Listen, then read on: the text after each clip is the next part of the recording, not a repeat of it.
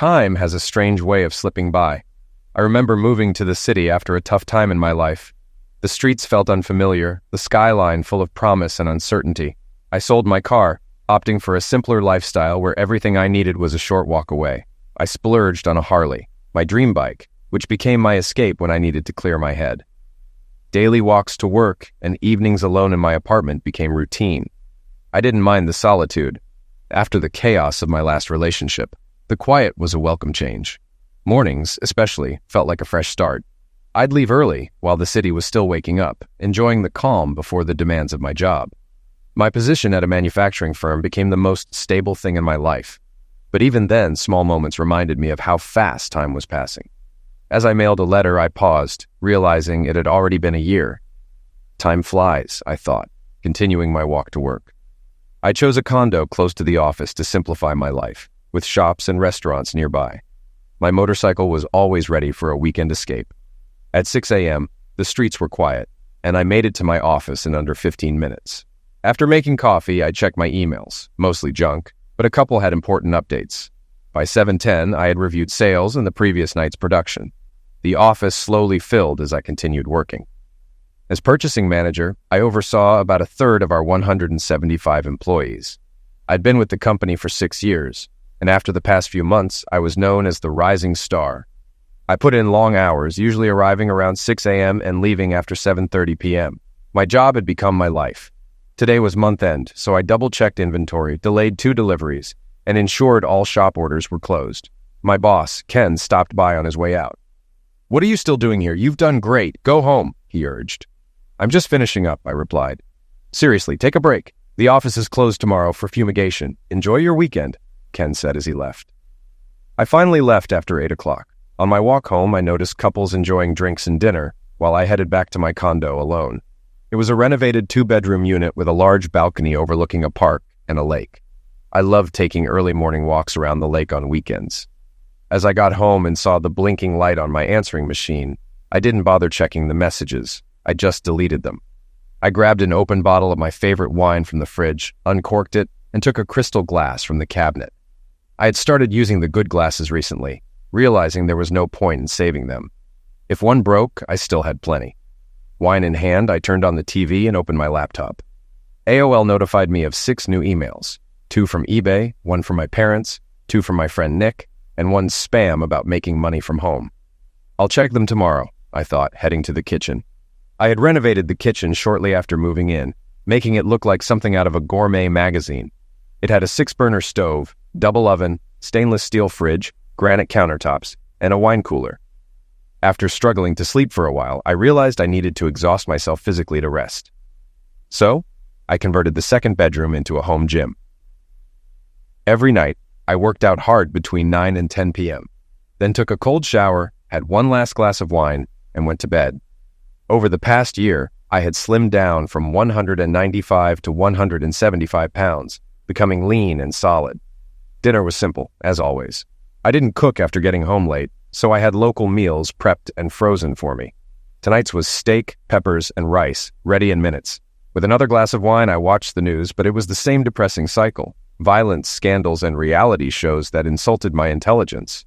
I turned off the TV and headed to my workout room. I warmed up with 20 minutes on the treadmill and stretched for 15 before starting my real workout. 30, 45 minutes of punches and kicks on a heavy bag. Each punch felt like I was releasing a piece of myself. As a kid, I trained in Kung Fu at a strict dojo near my house. After months of begging, my dad enrolled me, but it was much tougher than I expected. The sensei didn't tolerate slacking and pushed us hard. After 2 months, I wanted to quit, but my dad refused. "I paid for a year and you're finishing it," he said, telling me to toughen up. After that, I gave it my all, and that's when I met Nick. He was a year older and much bigger than me, but we became best friends. We trained together, holding pads for each other, though Nick often complained that my kicks were too strong. "Ease up. You don't have to kick me through the wall," Nick complained, but I was determined. In 2 months, we could spar in class, and I couldn't wait. My first session was a disaster. I got knocked by 3 other students. After 3 months of hard work, I finally won a match and never looked back, training for another 4 years before quitting. Nick only stuck with it for 2 years. By the time I earned my 2nd-degree black belt, I was more interested in girls. Though my sensei begged me to stay, I was done, and we parted as friends. I visited the dojo occasionally, but eventually stopped. Until a couple of months ago. It was almost 11 o'clock and I was drenched in sweat after my workout. I peeled off my clothes, threw them in the hamper, and stepped into the shower. The cold water revived me, and as I looked at my red, swollen hands, I washed away the grime. I'd cut my hair short and was sporting a 10-day-old beard. After shampooing and brushing my teeth, I dried off and wiped the mirror. I saw my reflection, but wondered if I was truly alive. On Saturday morning, I emailed Nick. If Lisa hasn't made you sell your bike, meet me for breakfast at 8 o'clock Sunday at the mom and pop place on 321. I loved my Harley. I had driven sports cars, but nothing compared to the freedom of being on my bike. The engine's rumble, the wind, and the feeling of vulnerability were just what I needed. I ditched my helmet months ago, wearing only shades and sometimes a cap. By 9:30 on Saturday, I hit the road. Only one other biker passed me, giving the peace sign. Most casual riders had stored their bikes for the winter, but we hardcore ones waited for the first snowfall. Needing an oil change, I headed to the dealer. Just an oil change, I told the tech. He said it'd take about an hour, so I browsed the showroom. A lime green custom chopper caught my eye. I swung a leg over and admired it. The salesman approached. "Sweet ride," I said. He told me it had a 2008 engine with only 2,200 miles and mostly custom Harley parts. He even offered me a test ride. "I probably can't afford it," I said. He mentioned the owner was open to trades, so I told him about my 2008 Ultra. Next thing I knew, I was cruising down the road on the chopper. It handled like a dream, despite the extra vibration. When I returned, the salesman asked what I thought. "A little more vibration than I'd like, but it rides well," I said. He offered to get the owner on the phone. When I asked why he was selling, the owner explained his wife hated the rear fender pad, so he had to get something more comfortable. "I made that mistake once. Never again," I said. "You got any saddlebags for it?" "Yeah, and a small bolt-on windshield if you're interested," he replied. 30 minutes later, the couple arrived at the dealership with the bike's accessories, and after some negotiation, we made the deal. 45 minutes and $8,000 later, I drove off with their bike, and they left with mine. Definitely a win-win. I scheduled an appointment for the following week to swap out the seat and add a rear shock. After 100 miles, my back couldn't handle the hardtail ride anymore. When I pulled into the diner, Nick was already waiting with a coffee. "When did you get this beauty?" he asked, checking out my new ride.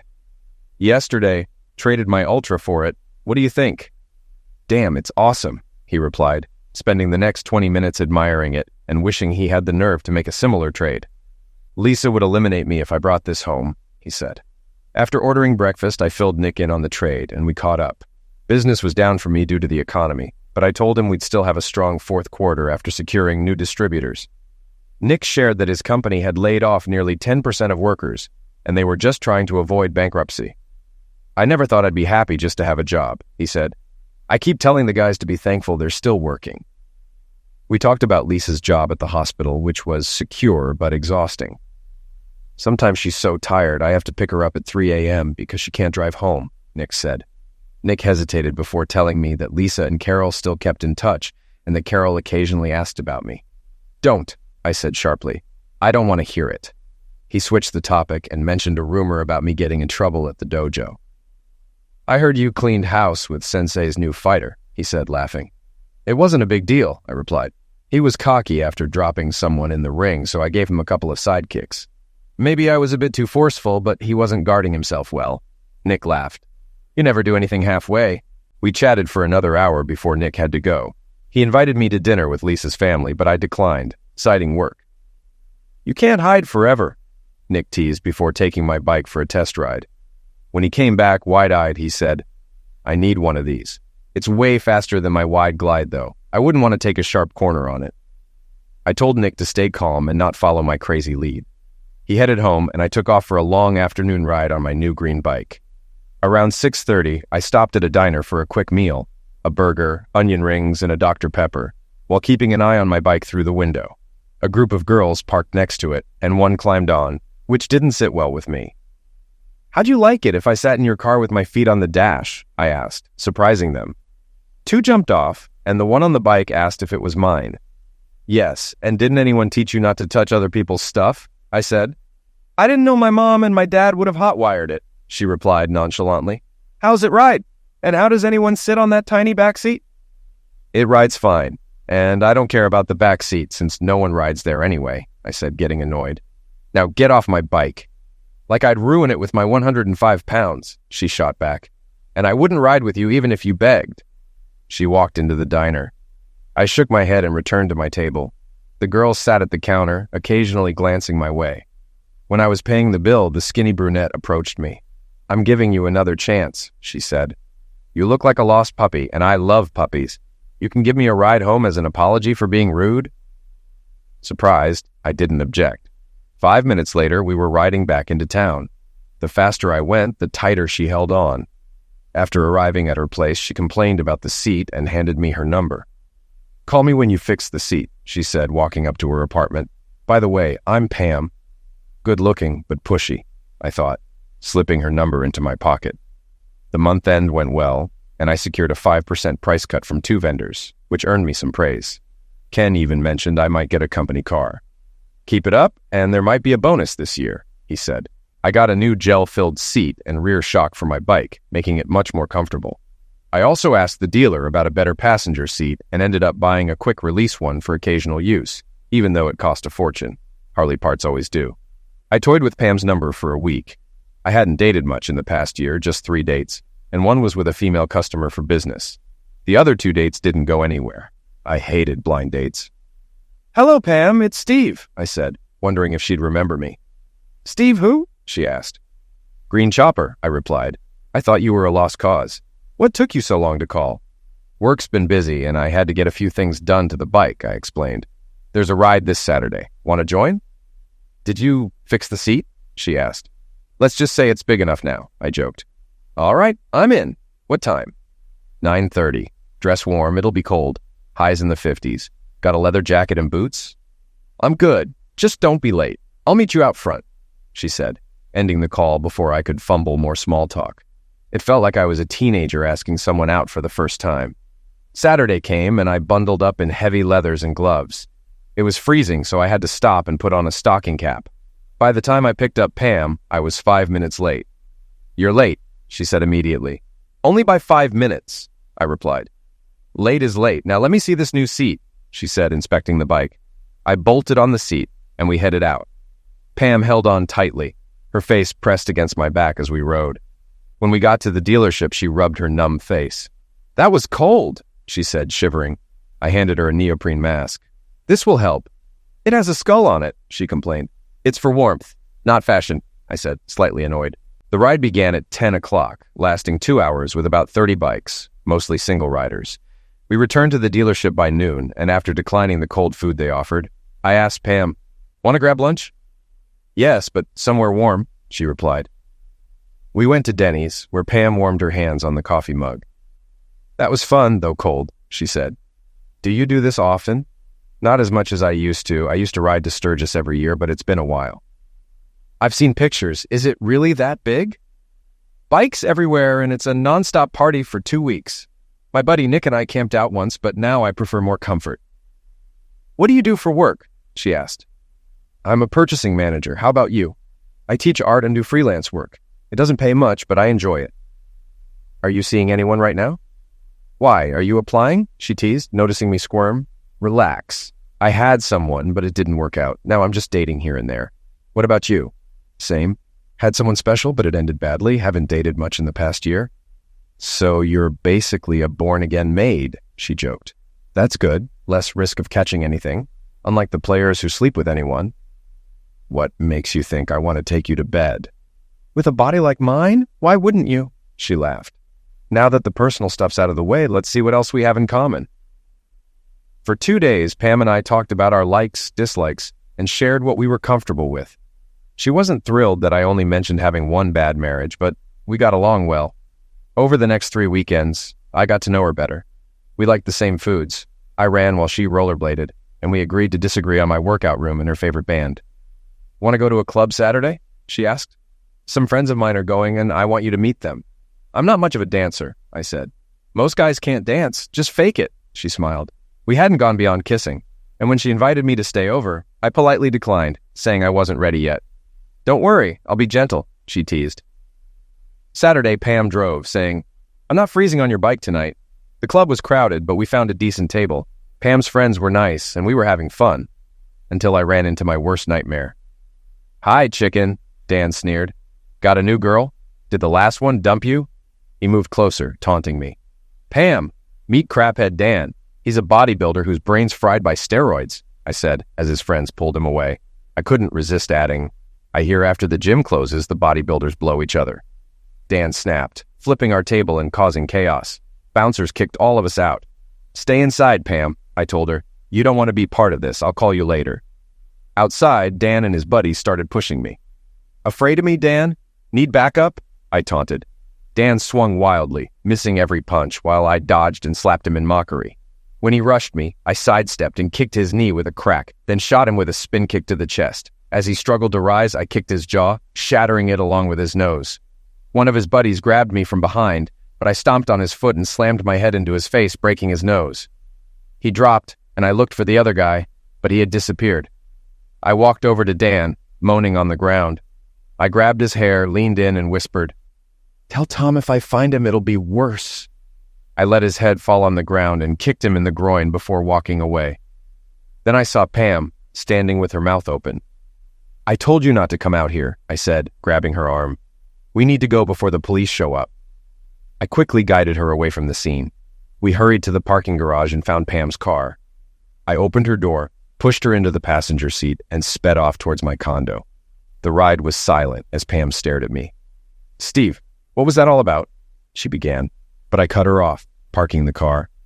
"Not tonight. We'll talk later, but not now," I said, holding up my hand. "Are you okay to drive?" "I'm fine, but not tonight," I interrupted, surprising her. "I'll call you." I got out, glanced back to make sure she was okay, then headed into my building. Inside, I slammed the door and threw my keys against the wall. "God damn it, Carol, I hate you," I screamed, ripping off my jacket and punching the wall over and over.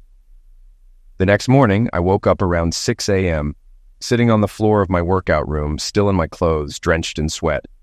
My mind was numb, but my hands were throbbing, cut, swollen, and red. The ice water stung as I soaked my hands, alternating between heat and cold for hours to reduce the swelling. Thankfully, nothing was broken, but I knew I wouldn't be hitting the heavy bag anytime soon. Later, I found some old ointment for my wrists, though there wasn't much left. At least it's Sunday, I thought. A day to rest, unless someone comes knocking. 2 weeks later, the police finally found me. "Steve Moore?" one of the officers asked at my door. "Yes," I replied. "There's been a formal complaint. We need you to come to the station and give a statement," the second officer said. I agreed, grabbed my jacket, and spent the next 2 hours explaining everything. Yes, I knew Dan. No, I didn't know the other two. Dan started the fight in the club and they attacked me outside. I was defending myself. "There are witnesses. Ask the people at our table and the bouncers." The officers confirmed my story, but one was still angry. "You almost eliminated one guy and the other will be on crutches for months. You didn't need to knock them like that." I was afraid for my life. How did I know they didn't have a weapon? "I just wanted to end it quickly," I said. "You taunted Dan into throwing the first punch, then knock him senseless. What did he do to deserve that?" the officer asked. "You wouldn't understand unless you were there. Now, if I'm not being charged, I'd like to go home." Nick picked me up. "They say you nearly knocked 2 guys to pass away," he said as we left the station. "Not both, just one. I don't want to talk about it." "Maybe you should talk to someone about your anger," Nick suggested. "I don't have anger issues. Let's drop it," I snapped. "Okay, I'm just worried about you," Nick said. "I know. It's been a long night. Just don't bring it up again." There were 3 more messages from Pam on my machine, and like before, I deleted them. But she didn't give up. For the first 3 weeks, she called 5 times a week, then dropped to 3, 2, and finally once a week, always on Fridays. "It's me, Pam, again," her message always began. "Just checking if you're free for dinner or a chat tomorrow. Oh, and starting next month, I'll be waiting on your doorstep instead of calling. Just a heads up. Good night." "This girl is persistent," I muttered, deleting the message. "She can't be serious, or could she?" I fell back into my usual routine. Work, home, eat, work out. Nick called a few times, inviting me to dinner or to catch a game, but I usually declined. I spent Thanksgiving with Nick and Lisa, sending them a list of topics we wouldn't discuss. Dinner was tense as always, with the unspoken elephant in the room. Afterward, I thanked them and took a cab home. The next day, Pam left a short message. Since I haven't heard from you, I guess I'll be camping out on your doorstep next week. Hey, don't worry. I'm bringing a pillow. See you Friday. She wouldn't actually do that, would she? I thought. But as the week dragged on, I realized I'd be happy to see her again. Pam was amazing, and despite my reluctance to revisit the past, she wasn't taking no for an answer. By Thursday, I was anxious, and by Friday, I was useless at work. I just watched the clock. Big date tonight? Ken asked, walking by my office. What? I snapped out of my daze. Must be some girl to throw you off your game, he laughed. Get out of here. You're no good today. Have a great night, and I'll see you Monday. I left the office, grabbed my company car, and found myself speeding home, heart racing. Calm down. She might not even show, I told myself, easing off the gas. I parked near my building and waited in the car for over an hour, watching the entrance. I made calls, reviewed some proposals, and froze in the cold. Still, no sign of her. Frustrated, I decided she was messing with me. As I headed to my condo, I saw Pam sitting on a pillow by my door. Are you always this late? No wonder you have no life, she said, standing up. If it weren't for a kind old lady, I'd still be waiting outside. Aren't you going to invite me in? She asked, holding a sofa pillow. I smiled as I opened the door, and we stepped inside. Got any coffee? I nearly froze waiting for you. I don't think I could have lasted much longer, Pam said, tossing her jacket and pillow onto a chair and heading toward the kitchen. Give me a second, I replied, hanging up my coat and loosening my tie. Well, I'm waiting, she said, hands on her hips. For what? I asked, starting the coffee. For an apology, for ignoring my calls and leaving me with a million questions. My friends were asking about the psycho I was dating who put 2 guys in the hospital. It didn't happen quite like that, I said. They got off easy. Easy? They were taken away on stretchers, she shot back. Could have been body bags, I replied calmly. You've got serious issues, she said, giving me a look. Let's talk about it over dinner. What's on the menu? Fine. What are you hungry for? I asked. Anything but chicken. I can't eat it after seeing how it's processed. How about beef stir-fry, seafood Alfredo, or steak and peppers? I asked, scanning the freezer. You cook these? She asked. No, I buy them frozen from Tony's. I pick up 6 meals every Monday and heat them up when I'm too busy to cook. But with a kitchen like yours, you don't cook? Only when I have the time or guests, I said. Let's go with frozen meals tonight and discuss breakfast later, she said, finishing her coffee. I chose Alfredo, and she picked stir-fry. She was impressed with my wine cooler, though it only held a few bottles. I just buy what I like, I explained. During dinner, Pam finally asked, When are you going to tell me your story? It's simple. I met Carol in college, we got married, had a few good years, and then it fell apart. That's it. I've read more details in Cliff Notes, Pam said. She then shared her story. Her mom left when she was a baby, she lived with her grandparents until they died, and then with her dad and his girlfriend until she turned 18. She got a scholarship to art school, but her dad ended up in prison for dealing pills. To make ends meet, she waited tables, did portraits, and even modeled for art classes. Some caught my attention. It was art, not a strip club, she quickly added. Pam then described her short-lived marriage to Rob, who became controlling. I got pregnant, hoping it would bring us closer, but it only made things worse. One night, he accused me of cheating and pushed me down the stairs. I had a mishap, and he was arrested for trying to eliminate the baby. Why didn't you just leave him? I interrupted. I was still trying to make it work. You don't walk away when things get tough, she said. Rob ended up convicted of attempted homicide, and I got a quick divorce. So, Steve, you're not the only one with a messy past, she finished, her eyes red. We sat in silence for a couple of minutes, finishing our wine and wondering what was next. I need a shower before bed, Pam said, standing up. Since I didn't bring clothes, I'll have to borrow something of yours. So, get moving if you want me in bed tonight, she added with a smile. You can bare your soul tomorrow, she teased, heading to the kitchen with our glasses. I showed her the bathroom. I'll grab you a toothbrush. Need anything else? You're so prepared. This will do for tonight. I'll bring my own stuff next time, if there is a next time, she said, stepping into the shower. While she showered, I laid out everything she might need. I joined her, and after our steamy shower, we dried off and hurried to bed. It had been over a year since I'd been with someone. We made love, then lay silently in each other's arms for a while. One more brownie, then let's call it a night, Pam said softly. We fell asleep together, though she drifted off first. I knew tomorrow would be tough. She'd want answers, especially after opening up to me. I wasn't sure I was ready, but I didn't want her to leave. God damn it, Carol, I thought bitterly. Pam woke up to sunlight but found me gone.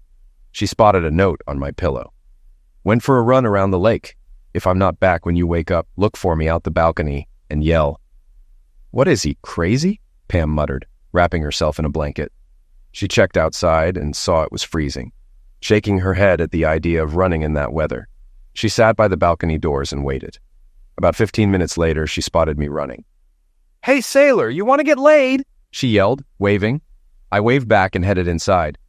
How long have you been up? I asked. About 20 minutes. Isn't it cold out? Not if you keep moving. Running gives me a morning high, I said, heading to the bathroom. Give me a minute to shower, then I'll make you breakfast. As I stepped into the shower, Pam followed. You washed my back, so I'll return the favor, she said with a smile. Between the shower and other activities, breakfast was delayed by over an hour. After 2 showers and plenty of fun, we finally got dressed. Coffee, tea, or hot chocolate? I asked. Coffee sounds perfect, Pam replied. You've got your choice. Pancakes, waffles, omelet, or fruit-filled crepes. But we only have sausage links, I said. Sausage links only? Off with his head, Pam laughed. Let's have crepes today and waffles tomorrow. Confident, aren't you? I teased. Of myself, yes. Of you? Not so sure, she replied playfully. How about breakfast? Then questions. Or we could just stay in bed all day, I suggested. Let's do both, she smiled. As we ate, I wondered how to share my story without sounding like an idiot. That was delicious. I didn't realize I was so hungry, Pam said, rubbing her belly. Any coffee left? She asked. Just enough for you, I replied, clearing the dishes.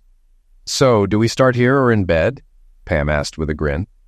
I'd prefer unclothed in bed, but you'll probably distract me. Let's start here, then move to the bedroom. I want the full story. We've got the weekend, so don't leave anything out, she said. All right. What do you want to know? I asked. How long have you had such a hot temper? Pam pressed. I don't have one, I said defensively. But what about that night at the club? She continued. That was a long time coming. Dan had it coming for what he did, and I'm just glad I stopped when I did, I replied. Now I'm confused. Just tell me what I need to know, Pam said, curling up on the couch. All right, I began, sitting across from her. Carol and I met at a party Nick and Lisa threw. Neither of us was looking for anything serious. Since Nick and Lisa were getting married, Carol and I kept crossing paths and eventually started dating. She was a party girl, and I often had to pull her out of trouble. She flirted with the wrong guys, which caused problems, so I stopped calling her. After 2 weeks, Carol confronted me. You don't like me anymore? She asked. Carol, if you're with me only. I'm tired of you flirting with everyone, I told her. So, are we exclusive now? She asked. Yeah, I guess so, I replied. From then on, we were a couple. At Nick and Lisa's wedding, Carol said ours would be more casual.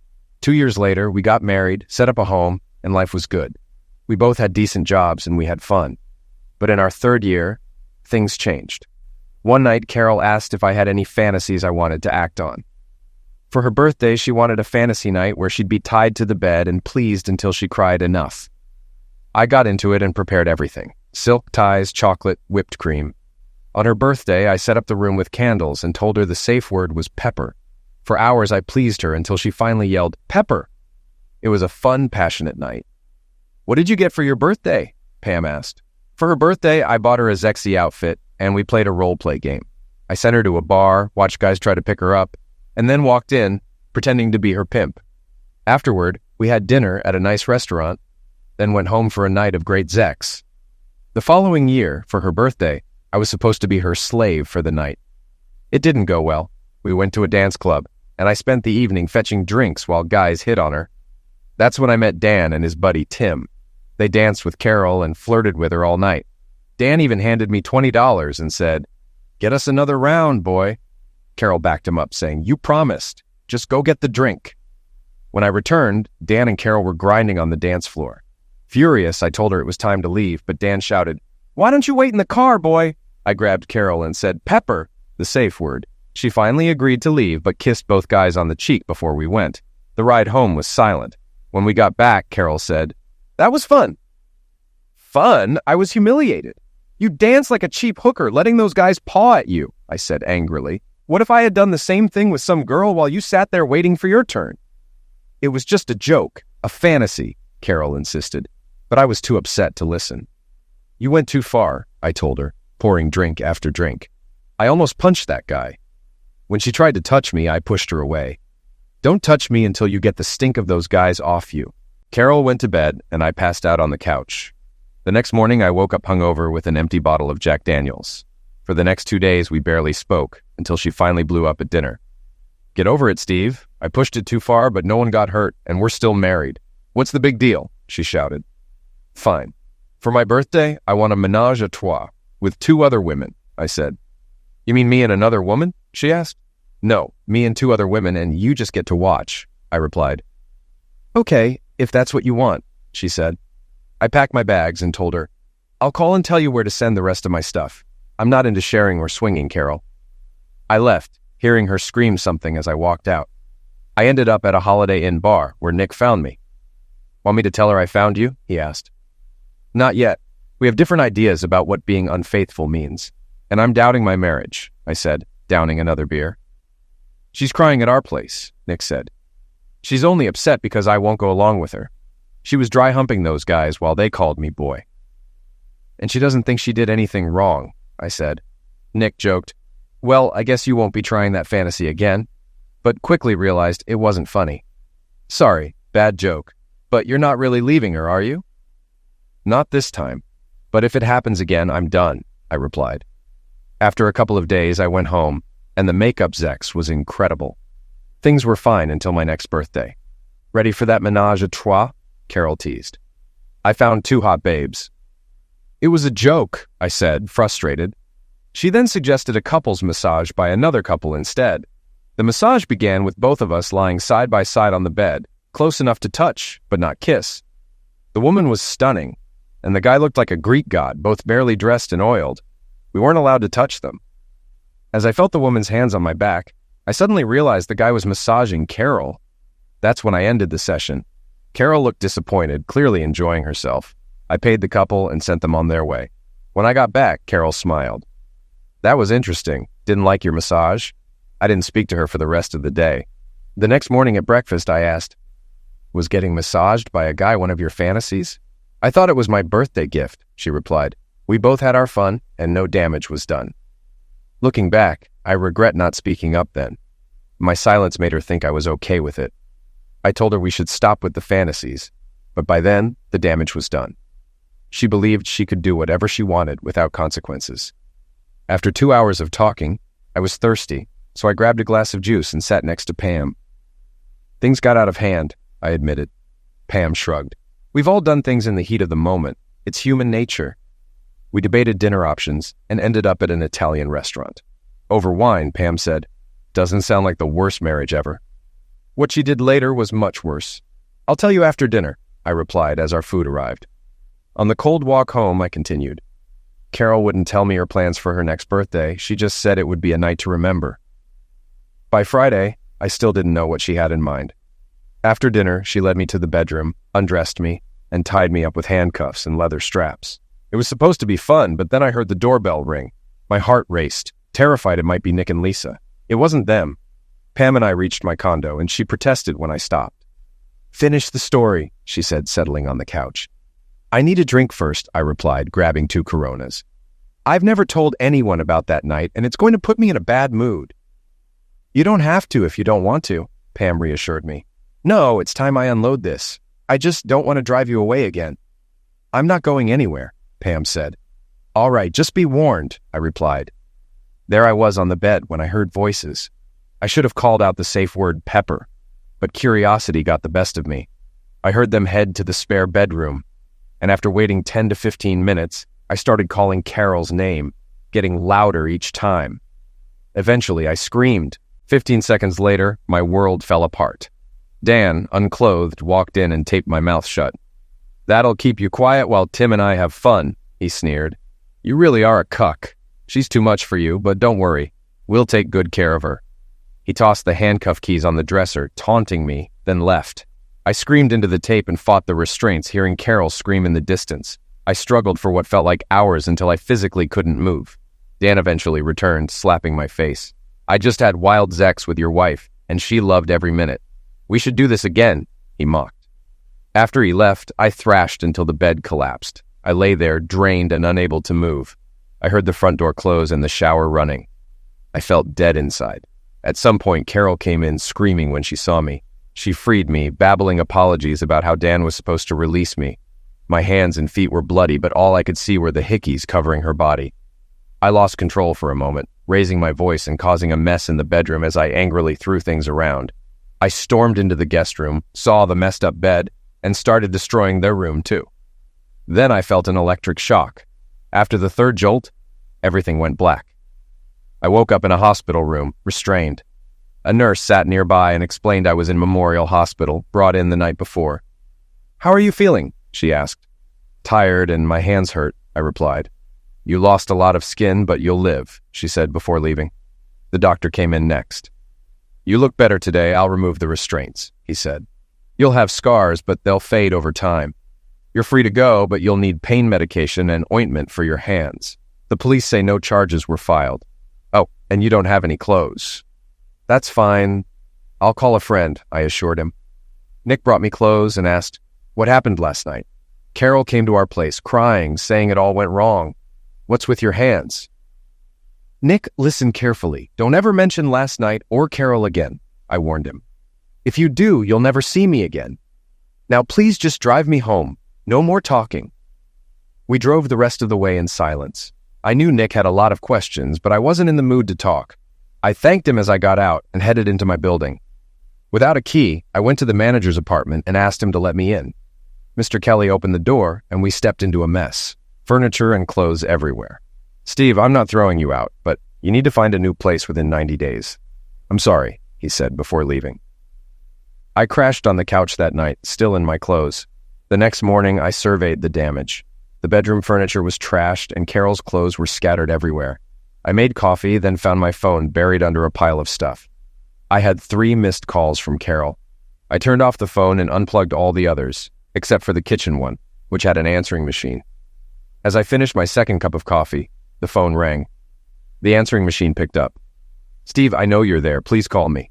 What happened wasn't supposed to happen like that. I'm scared to come home." "I love you," Carol's voice said. Ignoring it, I decided to take a shower, wrapping my wrists to protect the wounds. Afterward, I made a shopping list and headed out. I picked up my prescriptions, medical supplies for my wrists and ankles, some lawn bags, and hit the ATM to withdraw the maximum allowed from both our accounts. I also canceled my Sprint account and opened a new one with a blocked number. My last stop was the liquor store for some Coronas. Back home, I found more messages, 2 from Carol and 1 from Lisa. I deleted Carol's and listened to Lisa's message. She said she was coming by at 7 o'clock to pick up a few things for Carol. Looking at the time, I realized I had 2 hours to get things ready. I filled 12 bags with Carol's clothes, shoes, and other belongings. After a break and a couple of beers, I finished by peeing in each bag. When Lisa and Nick arrived, Lisa asked, "What's all this?" "All of Carol's stuff," I replied. "I just came for a few outfits," Lisa said. "I'm being asked to move out and I'm not taking Carol with me. She can come for the rest of her things later," I told her. "Shouldn't you two talk it over?" Lisa suggested. "Not a chance," I responded. "Now, if you'll excuse me, I've got beers to finish and plan to get some sleep, unless Carol tries to get me arrested again." They left with what they could carry, and I flipped the bloodstained mattress, crashing for the night. The next morning, I woke up at 9 o'clock in pain. I took some painkillers with the last of my beer and went back to sleep. That's how I spent the weekend, drifting in and out of sleep. I called my boss and requested the week off, explaining I'd been in an accident. He was understanding, giving me the time I needed. It seemed like the wreckage of my marriage was reason enough. On Monday, I finished what I started. I withdrew half the money from our joint savings and checking accounts, opened a new account in my name, and signed paperwork to remove myself from our shared accounts, though it would take 7 days to process. I canceled our joint credit cards, paid off half of the ones with a balance, and updated my HR records to remove Carol as the beneficiary of my 401(k) and life insurance. It was a productive day. The rest of the week, I searched for a new place to live since my time was limited. Carol, after weeks of me ignoring her calls, started emailing me constantly. I didn't know why she didn't just stop by, but maybe she remembered the last confrontation. Finally, I replied to one of her emails. Our marriage is over, Carol. Please leave me alone. I hope your night with Dan and Tim was worth it. To my surprise, she replied, I'm so sorry. It wasn't supposed to happen like that. Dan told me he let you go and that you left. I wasn't thinking clearly. We'd smoked a few joints. I'll give you some space. I really love and miss you. I finished my beer and said to Pam, now you know my night from hell. I still hate her more than you can imagine. So that's why you went after Dan? What happened to Tim? Pam asked. I hired a private detective a month ago. I know where he works, lives, and his gym schedule. After dealing with Dan, I'm not sure where he is now, I replied, still trying to calm down. Steve, why bother with Tim? Dan was the main problem, and he's out of the picture. I need to close this chapter, starting with Tim and ending with Carol, I said. You're scaring me. You're not thinking about hurting Carol, are you? After what you did to Dan, you'll end up in jail. I won't hurt her physically. Physical pain fades. She deserves much more. She will pay, I said, pacing angrily. Steve, let it go. You're not divorced yet, but you're practically free. Just sign the papers and move on, Pam pleaded. I can't let her off that easily. She has to pay for what she did, I shouted, with a wild look in my eyes. Steve, I don't like this side of you. You don't forgive, you just want revenge. If you go through with this, we're done, Pam said, grabbing her coat. Don't call me after this is over. Goodbye. Pam, I muttered as she left. 2 weeks later, I confronted Tim as he opened his apartment door. We need to talk, I said, pushing him inside. Look, it was all Dan, he babbled. Carol set everything up. We were supposed to let you join in. I didn't know you were still tied up until we were leaving. I'm sorry, man. Please, just leave me alone. My birthday is in 2 weeks. I want you gone by then. If you're still here, I'll make sure you never have sex again. Got it? Tim nodded, terrified. 2 weeks, I said, leaving. One down, one to go. For $8,000, I got my birthday present. The day before, I received an email. It's all set for 9:30 a.m. I went to work on Wednesday in the best mood I'd had in a long time. Everyone wished me a happy birthday, and there was even a cake. Later, my boss took me out for dinner, and I didn't get home until almost 8 p.m. My answering machine was blinking with 25 messages, but I deleted them all. I grabbed a Corona and waited for what I knew was coming. Just before 9 o'clock, there was loud pounding on my door. I set down my beer, took a deep breath, and answered it. A-hole, Carol screamed as Nick held her back. Good evening, street hooker. How have you been? I responded, calm. How could you send that video to my parents and friends? She cried, starting to sob. What video? Maybe if you describe it, I'll know which one you mean, I replied sarcastically. Goddamn you, Steve. Do you hate me that much that you'd ruin my life like this? She yelled, angry and tearful. Oh, you mean the Zex tape? I said mockingly. The one labeled Carol Moore as a street hooker and cheats on her husband? I not only saw it, I lived it. I rolled up my sleeves, showing my scars. See these? They're a daily reminder of what you did. Should I hate you? Absolutely. You destroyed our marriage. Did you know, Carol? At first I thought Dan and Tim were hurting you. I would have cut off my hands to save you. That's how much I loved you. But you set it all up with them and even let them tape it. She sobbed harder as I continued. Your parents, our friends, they all blamed me for the breakup. Maybe now, after watching the tape, they'll understand. Or maybe they won't. I don't care anymore. I said I was sorry. I tried to talk to you, but you wouldn't listen, she cried. Sorry? I sneered. You mean sorry I planned my fantasy of getting screwed by other men while tying up my husband? I should have left you that night. Steve, you went too far, Nick interrupted, looking serious. Have you watched the tape? I asked him.